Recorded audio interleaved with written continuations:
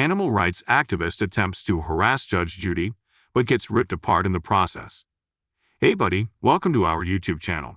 Hope you all are so well, so let's begin. Video Judge Judy ripping into a defendant who claimed to be an animal activist has gone viral. In the video, the former family court judge who went on to find huge success with her televised reality court show tried a case involving a woman who had been house-sitting a pet. The plaintiff, Susan, explained she had gone away on vacation for 2 weeks, leaving her 4 small beloved dogs in the care of the defendant, Carrie. While she was away, one of the 4 was killed when it burrowed under a fence and was hit by a car as it ran across the street. Susan took the case to Judge Judy to seek $5,000 from the pet sitter for wrongful death of the animal as well as harassment.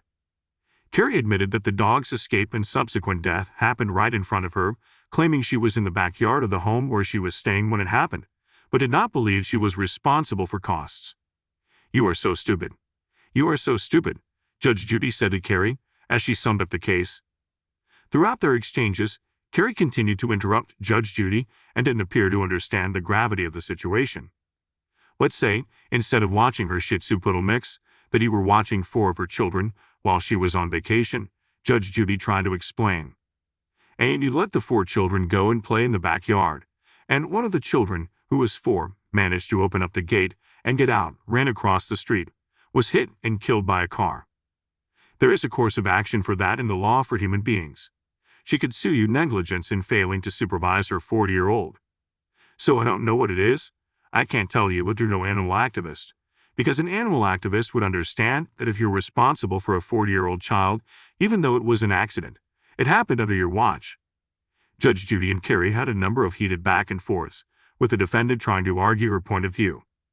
In one moment, Judge Judy snapped and said, "You know, sometimes the judgment has to reflect the stupidity of the litigant, and while there is no course of action, I'm going to hear her evidence with regard to your harassment, because you're harassing me and I'm not easily harassed," appearing to reference a countersuit filed by Carrie for harassment. The pair clashed again over whether the dog was considered property. But animals are considered property. Carrie interjected, "Shut up and listen."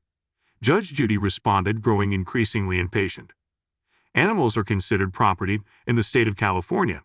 Carrie interrupted once again. "Just a second." Judy replies, "Well, that's what I said to you. I said if you were a real animal rights activist, you would not consider animals property." "I don't, but the law does," Carrie responds. "That's what I just said to you.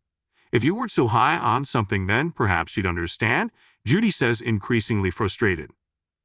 Ultimately, Carrie was ordered to pay the dog's owner, Susan, $1,500 in damages for the loss of her pet.